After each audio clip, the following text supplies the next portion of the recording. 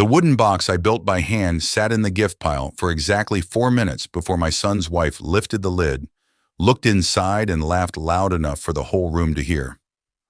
"We only use designer things here," she said, and dropped it into the trash can behind her like it was a dead flower. Nobody stopped her. Not one of the 40 guests in that rented banquet hall, and not my own son standing 6 feet away with a mimosa in his hand. What none of them knew was that inside that box was something no jeweler on earth could replace, and by midnight my son would be calling me in tears asking what he'd just thrown away. My name is Walter Brooks. I'm 67 years old, and I've spent most of my life with sawdust in my lungs and calluses on my palms that never fully go away no matter how many winters pass. I served 2 tours before I ever picked up a chisel for a living, and when I came home, I found out my hands were better at building things than they'd ever been at anything the Army taught me. 40 years of furniture. 40 years of listening to wood the way some men listen to music, waiting for it to tell me what it wanted to become. My wife Carol used to say I talked to lumber like it could talk back. Maybe I did. Maybe it did. Carol's been gone 11 years now. Cancer took her slow, the kind of slow that gives you time to say everything and still not enough time to mean it the way you want to. She used to sit in my shop on an old stool by the window and watch me work, and after she passed, I kept that stool right where it was.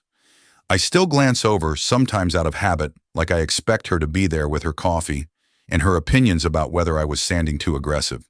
I raised Ethan mostly alone after that, though by then he was already 27 and off building his career in Chicago, becoming Dr. Ethan Brooks, cardiothoracic surgeon, the kind of son a father brags about at the hardware store without even meaning to.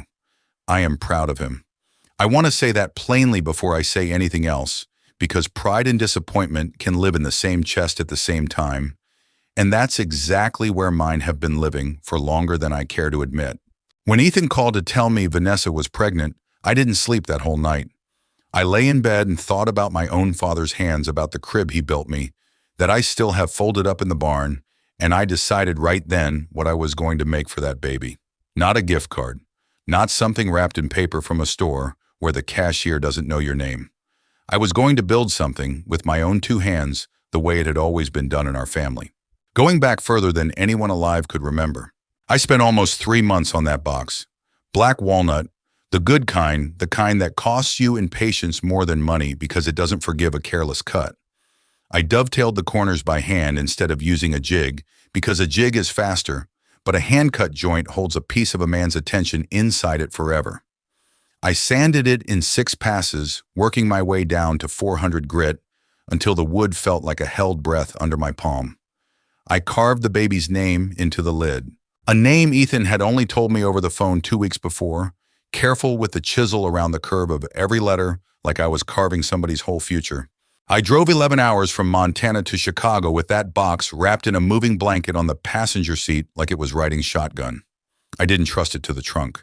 The baby shower was held at a hotel ballroom on the north side. All white orchids and pastel balloons shaped like storks, more decoration than I'd ever seen for something that small. Vanessa's friends arrived with gifts from stores whose bags alone probably cost more than my monthly grocery bill.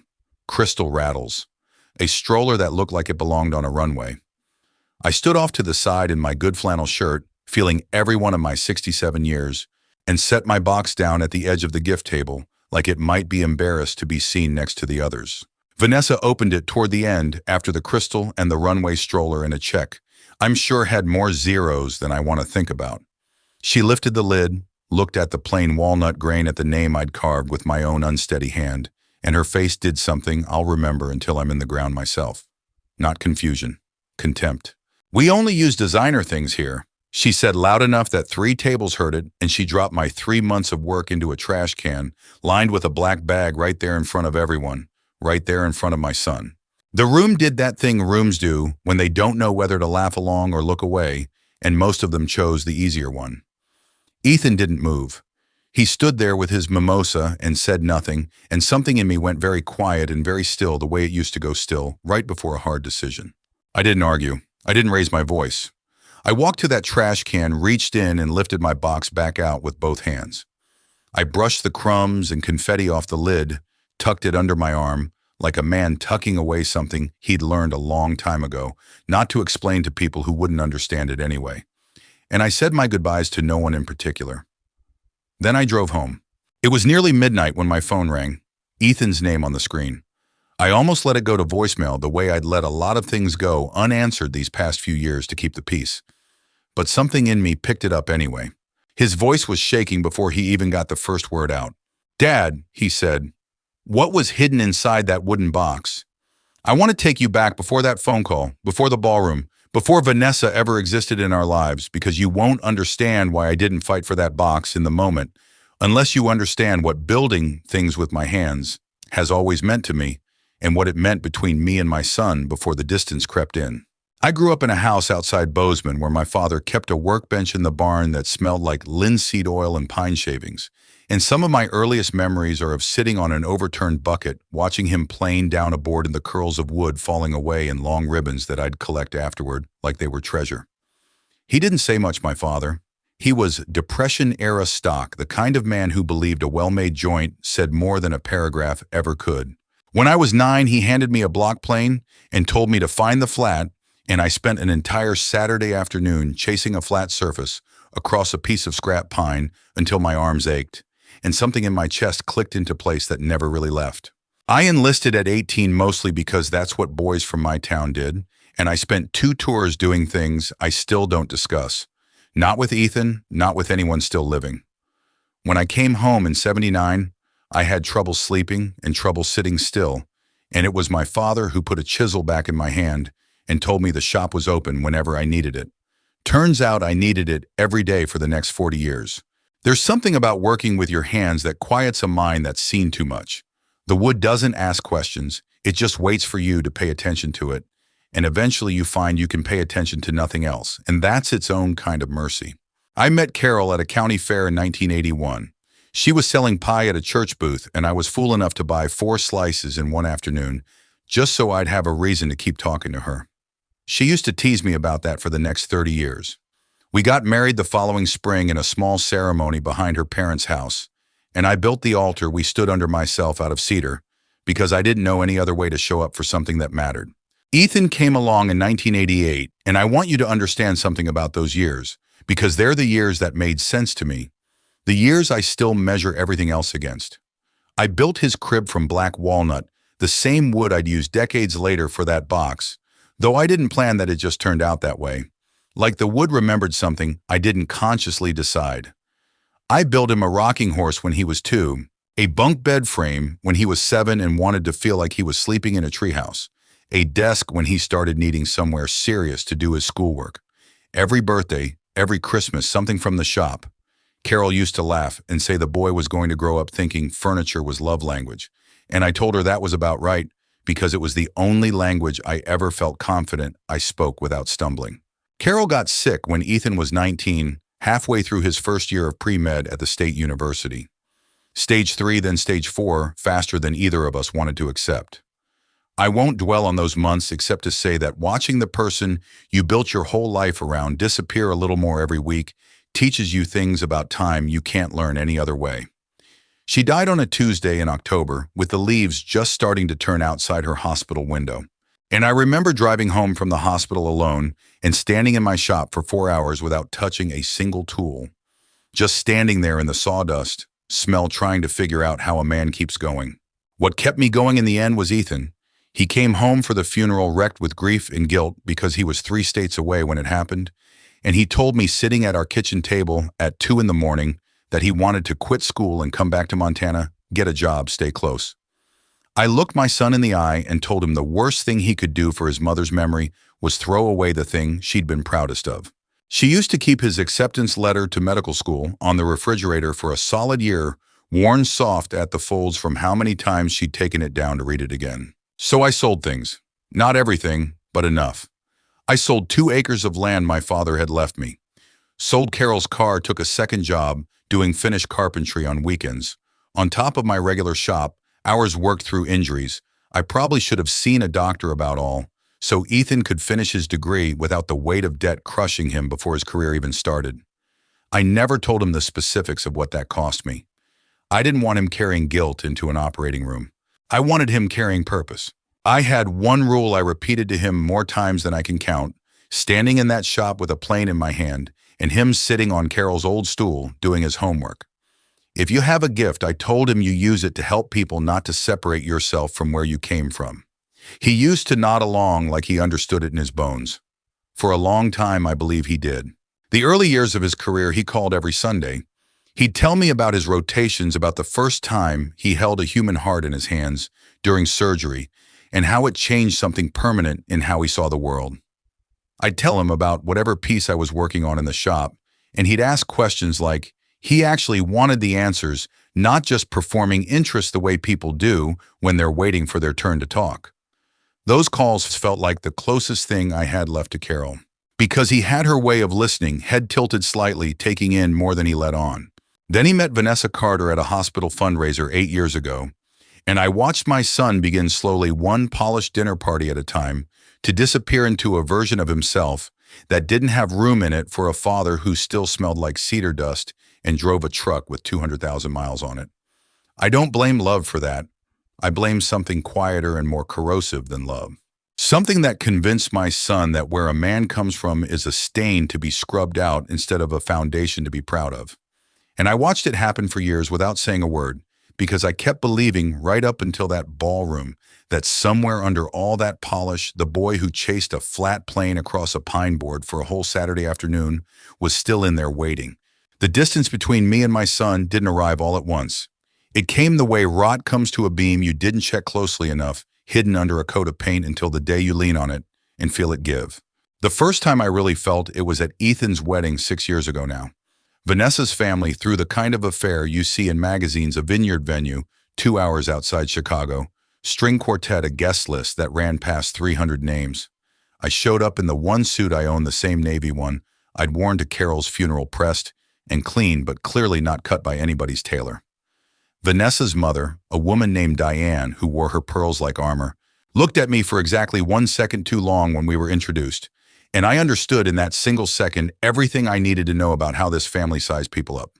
During the reception, I overheard Vanessa telling a cluster of her sorority sisters that Ethan's father was sort of a rustic character, very salt of the earth, and she said it with a little laugh that made it sound like a costume I was wearing rather than a life I'd actually lived. I didn't say anything. I filled my plate, found a quiet corner, and watched my son dance with his new wife under string lights, and I told myself that a man doesn't get to pick who his child falls in love with, only how he treats them once the choice is made. It got worse in small increments after that, the way most erosion does. Vanessa started requesting gently at first that I dress up a little more when I visited Chicago, and I obliged because I wasn't trying to embarrass anyone, only to see my son. Then it became about which restaurants we could go to together, always somewhere I felt out of place, menus with no prices printed on them, waiters who looked at my flannel like it was a stain on their establishment.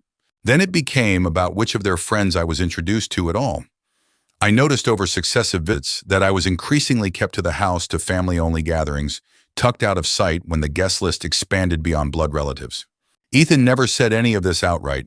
That was the part that hollowed me out the most, if I'm honest. He didn't defend Vanessa's behavior, but he didn't correct it either. He'd go quiet in those moments, find something urgent on his phone, let the silence do the work of choosing a side without him having to say which one he'd picked. I raised a boy who once told me at 9 years old that lying by staying silent was still lying. I don't know exactly when he stopped believing that, or if he ever really believed it was true of himself. There's a particular kind of pain in watching your child absorb someone else's contempt for the life you built for them without objection. And it's different from anger, though. Anger visits it sometimes. Mostly what I felt driving the 11 hours back to Montana after each of those visits was a kind of grief for a version of my son that seemed to be receding further every year, like watching someone wade out into a lake and not quite noticing when the water goes over their head. I kept building anyway. That's the thing about a life spent working with your hands. It teaches you patience that outlasts most disappointments. Every time I felt that ache settling in my chest after a visit to Chicago, I'd go back into my shop and find a piece of wood and let it absorb some of what I couldn't say out loud. I built a rocking chair the year of their wedding that I never gave to anyone, just kept it by the window where Carol's stool used to sit. Like I was building comfort I couldn't ask for directly. When Ethan called to tell me about the baby, something in me lit up that I hadn't felt in years, a kind of hope I was almost embarrassed by. I let myself believe foolishly, maybe that a grandchild would be the thing that pulled him back toward where he came from. I started planning the box that same week. I want to walk you through how I made it, because I think it matters. I think it explains something about why what happened at that shower cut as deep as it did. I drove to a specialty mill 2 counties over to hand select the walnut boards myself, running my palm across a dozen different planks until I found the ones with the grain I wanted tight and dark near the heartwood, figured just enough to catch light without looking gaudy. I brought them home and let them acclimate in the shop for 2 weeks before I touched them with a blade, because wood that hasn't settled will warp on you later, will betray the work you put into it if you rush. I cut the dovetails by hand, no jig the old way. My father taught me each pin and tail fitted so tight you could lift the whole joint by one corner and it would hold. I spent an entire evening just on the hinges, sourcing a small pair of hand-forged brass ones from a blacksmith outside Missoula, because I didn't want anything stamped out of a factory touching this particular piece. I sanded it in 6 passes down to 400 grit, then hand-rubbed 3 coats of tung oil into the grain, letting each coat cure for 2 full days until the wood had that low warm glow that only comes from patience, not product. The name went into the lid last after Ethan called and told me, voice cracking with an excitement I hadn't heard from him in years, that they were naming the baby after my father, Earl. I sat in my shop that night with the chisel in my hand, and I cried before I'd even carved the first letter, because I understood in that moment that some thread between us hadn't broken after all, that some part of my son still reached back toward where he came from, even while another part of him kept drifting away. I carved that name slow, careful, around every curve, and when I finished, I ran my thumb over the letters in the dark shop, with just the one work lamp burning, and I thought, this is the truest thing I have left to give him. Not money, not anything Vanessa's family could put a price tag on. Just 40 years of a father's hands saying the only thing they've ever known how to say. I had no idea, driving to Chicago with that box wrapped in a moving blanket on the passenger seat, that within the hour it would be sitting in a trash can, and that the truest thing I had left to give my son would be the very thing his own wife decided wasn't worth keeping. I drove those 11 hours home the same way I'd driven them 100 times before, except this time I didn't stop at the diner outside Billings, where I usually got coffee, and I didn't turn on the radio. I just drove with the box sitting on the passenger seat again, lid cracked slightly from where it had hit the bottom of that trash can, and I kept one hand on the wheel and one resting on the wood, like I was comforting something that could feel. What I haven't told you yet, what I didn't tell Vanessa, what I didn't even tell Ethan when he called that night, was what I'd hidden underneath the false bottom of that box before I ever wrapped it and drove east. I'd built a false bottom into it, the same technique my father taught me for the tool chests he used to make for men heading off to war, a shallow compartment beneath the main storage space, sealed with a sliding panel so fine you'd need to know exactly where to press to find the seam.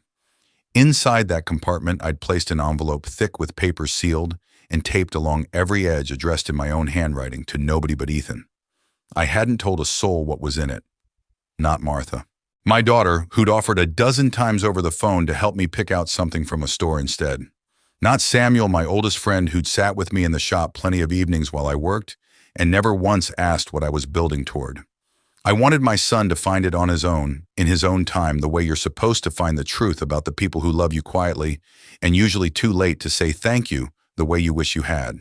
What I didn't know, what I only pieced together after Ethan's call, was that the hotel's cleaning staff had come through the ballroom around 11 that night to clear out the trash bins before the overnight shift ended.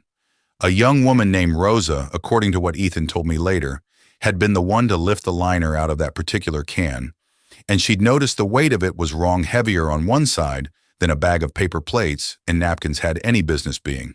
She'd opened the bag out of simple caution, the kind of instinct people who work hard for a living tend to have, and found my walnut box sitting there among the confetti and the half-eaten cake. Rosa didn't throw it back. She told Ethan later, when he tracked her down the next morning to thank her, that something about the carved name on the lid stopped her hand. She said it looked like the kind of thing somebody's grandmother would have kept on a mantle her whole life, not the kind of thing that belonged in a trash bag. She'd set it aside in the staff office, thought about tossing it in, lost and found, and then noticed the seam along the bottom. The one I'd cut so precisely you'd need a woodworker's eye or a lot of idle curiosity to catch it at all. She'd pressed it the way you might absently press a loose floorboard, and the panel slid free, and the envelope fell out into her palm. She didn't open it. I want to be clear about that because it matters to me because it says something about the kind of person who was working that overnight shift while 300 wealthy guests went home in cars worth more than her yearly salary. She saw my son's name on the front, put it back exactly where it belonged, and left a note with the front desk the next morning explaining that a guest had left something valuable behind, something that looked handmade and important. Ethan got the call from the hotel around 9 that morning, still nursing what I imagine was equal parts hangover and shame from the night before. He drove back to the Carrington himself alone, didn't tell Vanessa where he was going. When Rosa handed him the box, he told me later that his hands were shaking before he even found the hidden panel, like some part of him already knew there was more inside that piece of wood than a nursery decoration. He sat in his car in the hotel parking lot and found the seam same as Rosa had, and slid the panel free and pulled out the envelope with my handwriting on the front. Ethan, it read, "Only when you understand what a gift is really worth." He told me it took him almost 20 minutes to work up the nerve to open it. He sat there with the engine running and the radio off, turning that envelope over in his hands, and something about the weight of it, the years of tape sealing every edge, told him this wasn't a card with a check folded inside. This was something a man builds slowly over a long time when he's carrying something he doesn't know how to say out loud. Inside, he found 4 things. The first was a letter several pages in his mother's handwriting dated the year before she died, sealed separately in its own small envelope that read, "For Ethan from your mother when he is ready." The second was an old spiral notebook I'd kept on and off for 30 years, filled with things I never said to him, directly small entries scratched out after long days in the shop. Thoughts about who he was becoming, what I hoped for him, what I was afraid I was failing to give him. The third was a property deed, the original paperwork to the land my father had left me, the 2 acres I'd sold off years ago, except for one small parcel I'd quietly kept transferred now into Ethan's name, a piece of Montana ground with the creek running through the back of it, where I'd taught him to fish when he was 6 years old. And the fourth was a small brass key, worn smooth with a number stamped into the bow, and a slip of paper that read simply, "First National Bozeman Branch. Ask for the manager, tell them who you are." Ethan called me that night from the same parking lot engine, long since turned off, his voice breaking apart before he'd even gotten through the first sentence. "Dad," he said, and I could hear he was crying, really crying, the kind of crying a grown man doesn't let many people hear. What was hidden inside that wooden box? I sat down slow in my kitchen chair, the phone pressed to my ear, and for a long moment I didn't answer him because I wanted him to sit with the question a little longer before I gave him anything easy to hold on to. Then I told him the truth, the same way I've told him the truth his whole life, plain and without decoration. Everything I never knew how to say to you out loud, son. Go to that bank tomorrow morning. There's more waiting for you there than I could ever fit inside a box. Ethan drove to Bozeman the next morning without telling Vanessa where he was going, which I only learned later meant something more than it might sound like on its own. In 8 years of marriage, my son told me he couldn't remember the last time he'd made a decision without checking, at least reflexively, how it would land with her first. That morning, he said he didn't check with anybody. He just drove. First National sits on the corner of Main Street in a building that's been there since before I was born. Brick facade, brass fixtures that somebody still polishes every week, even though most of the town bank's online now. Ethan told the woman at the front desk his name and showed her the key, and she disappeared into the back and came out with a man named Harold Pruitt, who'd been branch manager there for going on 20 years, and who, it turned out, had known me since I was younger than Ethan is now. Harold walked him back into the vault himself. Ethan told me didn't hand it off to a teller, and something about the older man's face when he saw the box number on that key told Ethan this wasn't a routine safe deposit visit. Harold pulled the long metal box from its slot, set it on the table in the private room, and told Ethan before he left him alone with it, "Your father's been coming in here twice a year for longer than I can remember adding to this. Whatever's in there, son. He built it slow on purpose. You take your time with it." Ethan lifted the lid and found 30 years of my life laid out in paper. There were bank statements, dozens of them going back to the year Carol died, each one with handwritten notes in the margins in my own hand. Small deposits, 20 here, 50 there. Sometimes more when the finished carpentry work paid. Well, all of it routed quietly into an account he'd never known, existed an account with his name already on it as beneficiary since he turned 18. There were receipts for every tuition payment I'd made directly to the university during the years he thought he was covering things himself with loans and a part-time job at a campus coffee shop. Receipts I'd kept because some part of me even then knew he'd need to see the arithmetic of it. Someday needed proof that his education hadn't cost him what he believed it had cost him. There was the paperwork for the sale of my shop's original building, the one my father had left me along with the 2 acres sold 9 years ago, at a loss because the market was down that year, and I needed the cash fast right around the time Ethan's residency was ending, and he was drowning in the last of his loan payments before his first attending salary came through. He never knew I'd sold it. I told him I'd downsized to a smaller shop because I wanted less to maintain at my age. That was a lie, the only real lie I ever told him, and I've made my peace with it because I'd tell it again. There was a folded promissory note one I'd taken out against my own life insurance policy the year Carol got sick, borrowing against the only real asset I had left to cover the last months of her treatment, paid back slowly over a decade, working weekends I should have spent resting. And there was a photograph, black and white, printed off from a digital camera at a drugstore kiosk because I never did learn how to do much more than that with a computer. It showed me asleep behind the wheel of my truck in a rest stop parking lot outside Missoula, taken by Samuel on a night we'd driven 12 hours straight so I could make a furniture delivery that paid enough that particular month to cover Ethan's spring semester fees before the deadline. I didn't even remember Samuel taking that photo. I found out later he'd kept a copy all these years and mailed me the original without a word of explanation. And I understood when I got it that he wanted it included, that he thought Ethan should see what nights like that one had actually looked like. At the very bottom of the box was a final letter, the most recent one dated only 8 months earlier, written not long after Ethan had called to tell me about the pregnancy. Ethan, it began, "If you're reading this, then something happened I hope never would. Either I've passed or you've finally opened the box the hard way, the way I feared you might, without ever knowing what was inside it until it was already gone. I want you to know I don't regret a single dollar of this. Not one.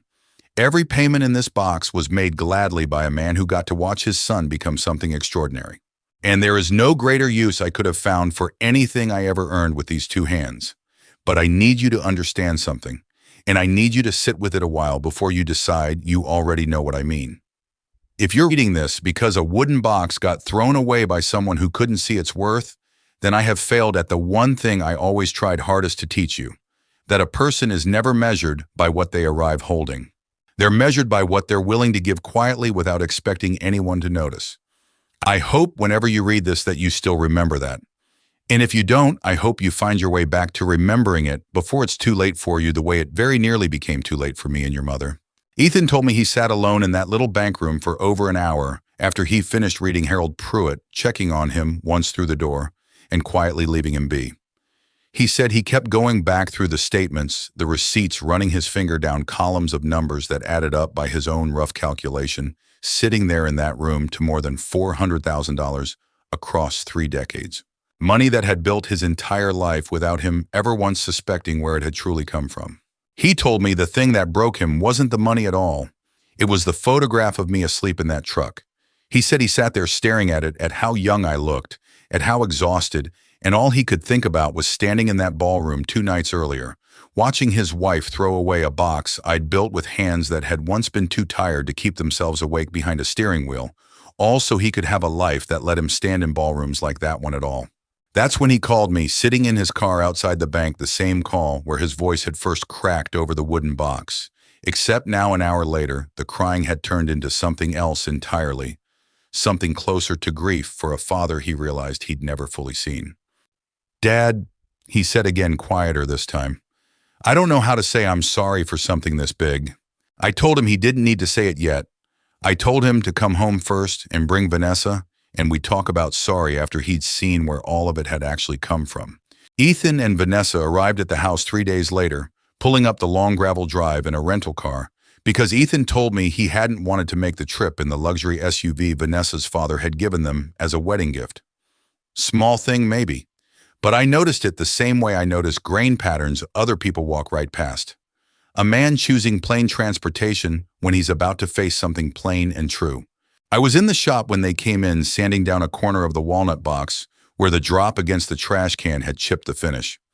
I heard the car in the drive, and I kept working not out of coldness, but because that's where I do my thinking, and I wanted my hands busy, while my heart figured out what it was going to feel when I saw my son's face. Ethan came through the shop door first, and he stopped in the doorway like he'd forgotten how to walk any further into a room he'd walked through 1,000 times as a boy. Vanessa came in behind him, and I want to be fair to her here because a woman deserves the same honesty I'm trying to give everyone else in this story. She wasn't sneering anymore. She looked honestly like someone who hadn't slept much in 3 days, mascara done carefully but not quite hiding what was underneath it. "Dad," Ethan said, and his voice cracked on the one syllable. He crossed the shop floor and put his arms around me before I could even set down the sandpaper, and I held my son the way I hadn't held him since he was maybe 12 years old. Both of us a little stiff, at first the way men are, and then not stiff at all. "I'm not angry," I told him over his shoulder, and I meant it, though I understood why he might not have believed me right away. I built that box to be found. Whether it happened in a nursery or a trash can, I built it to be found eventually. I just didn't expect to be still standing here when it happened. He pulled back and looked at me, eyes red, and said the thing I think he'd been rehearsing the whole drive from Chicago. I stood there, and I didn't say anything. She threw it away right in front of me, and I didn't say one word. "Dad, what kind of man does that make me?" I set down the sandpaper then finally, and I looked at my son the way I used to look at a piece of wood before I decided what it wanted to become. The kind of man who forgot for a while where he came from. That's not a life sentence, Ethan. That's a Tuesday. The question is what you do the morning after you remember. Vanessa had been standing near the door this whole time, quiet, and I noticed her eyes moving slowly across the shop, taking it in properly, maybe for the first time in the 8 years she'd been part of this family. The shop holds 40 years of my work, some of it finished pieces I never sold because I couldn't bear to part with them. Some of it half-built projects I'd started and set aside when life pulled me towards something more urgent. There's a rocking chair I built the year of their wedding sitting by the window where Carol's stool still sits. There's a cedar hope chest I made for Martha when she got engaged, sitting in the corner, waiting for her to finally take it home. There's a child's writing desk, a set of kitchen chairs, a jewelry box I carved for Carol the year before she got sick that I never gave her because I was saving it for our 30th anniversary, an anniversary that never came. "I didn't know," Vanessa said quietly, and it was the first time in 8 years I'd heard her voice without an edge in it. "Ethan never really talked about any of this. I thought—" She stopped, looked down at her hands. "I thought you were just his father, who happened to live far away and liked working with wood as a hobby. I didn't understand any of it was—" She gestured at the room at all of it and couldn't finish the sentence. "It's not a hobby," I said not unkindly. "It's the only language I've ever really trusted." She walked further into the shop, then past the rocking chair, past the hope chest, and stopped in front of an old workbench where I keep a row of small wooden toys I made for Ethan when he was little, a train, a set of blocks, a horse on wheels with a mane I'd carved strand by strand. She picked up the horse and turned it over in her hands, and I watched something shift behind her eyes, the particular expression of a person recalculating everything they thought they understood about a situation. "He carved my name into a box for a baby that isn't even born yet," she said, mostly to herself, mostly to the horse in her hands. "And I threw it in the trash because it didn't have a designer label on it." I didn't say anything to that. Some silences do more work than words, and I've learned over 67 years which ones to let stand. "I owe you an apology," she finally said, looking up at me directly, and I'll give her this. She didn't perform it, didn't reach for tears or drama. She just said it plain the way I've always respected people saying things. "Not because Ethan told me the money he sent you was hiding $400,000 in it, because I embarrassed a man in front of 200 people who'd never once been anything but decent to me. And I did it because I couldn't see past the surface of what he was offering. I don't need an apology about the box," I told her, and I meant this too, every word of it. "I need you both to understand something because this is the part that actually matters to me, more than the money, more than the land, more than any of it. I wasn't hurt because the box got thrown away, Vanessa. Wood chips, wood breaks. I can fix a chipped corner in 20 minutes. What hurt was watching my son stand 6 feet away and not say one word in its defense. That's the thing I need you both to understand isn't fixed by an apology alone. That's the thing that has to be rebuilt slow, the way I build everything else." Ethan was crying again by then, not trying to hide it. And he reached out and took the little wooden horse from Vanessa's hands, turned it over once, and set it back gently on the bench like he was returning something sacred to its proper place. "Teach me," he said, "not how to build furniture, how you kept showing up for me for 30 years without ever once asking me to notice." I looked at my son standing there in the shop where I'd raised him sawdust on the floor between us, 40 years of quiet love sitting on every shelf around him, and I told him the only answer I had. You start by showing up for somebody else the same way before they ever ask you to. Little Earl was born on a cold morning in March, 7 pounds 4 ounces, and I drove the 11 hours to Chicago again, except this time Ethan met me in the hospital parking lot, himself no jacket on, despite the wind, and hugged me before I'd even gotten both feet out of the truck. The walnut box sits in the nursery now, right where it belongs on the dresser beneath the window, chipped corner and all. Ethan asked me once if I wanted to repair that chip properly, sand it smooth again the way I know how, and I told him no. I told him the chip stays. A scar tells the truth about where something's been, and I'd rather my grandson grow up knowing the whole story than a polished version of it. Ethan read his mother's letter 3 times before he could finish it without stopping. He told me afterward that Carol had written about the kind of father she hoped he'd become and about the kind of father she already knew I was, and that reading her words in her own handwriting all these years later felt like she'd reached across time to finish a conversation the cancer had cut short. He keeps that letter in a frame now in his study, not hidden away in a drawer like something private and embarrassing, but out where he sees it every morning before he leaves for the hospital. 6 weeks after Earl was born, Ethan called me with news he'd clearly been sitting on waiting for the right moment. He and a few colleagues at the hospital had started a scholarship fund for medical students from working families, kids who'd otherwise take on the kind of debt I'd spent 30 years quietly paying down for him without his knowledge. He named it the Walter Brooks Scholarship, and when he told me I had to set the phone down for a second and just breathe because I never once, in 40 years of quiet giving, expected my name attached to anything but a piece of furniture. Vanessa surprised me too in her own way. She started coming out to the shop when they visited, not performing interest, the way people sometimes do, to be polite but actually asking questions, actually wanting to understand how a joint gets cut, how a finish gets built up in thin, patient layers. Last time they visited, she sat on Carol's old stool by the window while I worked same spot my wife used to sit, and she didn't say much, just watched the way Carol used to. I won't pretend that erases 8 years, but it's a start, and I've built enough things in my life to know that starts matter more than people give them credit for. The last afternoon of that visit, I brought Earl out to the shop myself, just the two of us, him barely old enough to hold his head up steady, and I set a small scrap of soft pine on the workbench and guided his tiny hand across it with a folded piece of sandpaper, more for the ritual of it than any real progress made. I told him what my father told me on that bucket in the barn all those years ago, and what I told his own father 1,000 times over the years in that same shop. The finest things in life aren't the ones with the highest price tags. I said quiet mostly for myself and for the memory of everyone who'd taught me that lesson before him. They're the ones made with love. I don't know what kind of man my grandson will grow up to be. I don't know if the world will try to convince him, the way it nearly convinced his father, that where you come from is something to outgrow rather than something to carry forward with pride. But I know he'll have that box. I know he'll have his grandmother's letter and his father's scholarship, and a grandfather who's still out here in the shop waiting patient as wood for whoever needs him. If this story meant something to you, I'd love to hear where it found you. Leave a comment and tell me where you're watching from tonight.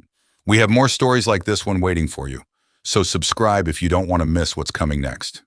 And if there's someone in your life who taught you that love isn't measured in price tags, maybe give them a call this week. Don't wait for a wooden box to remind you.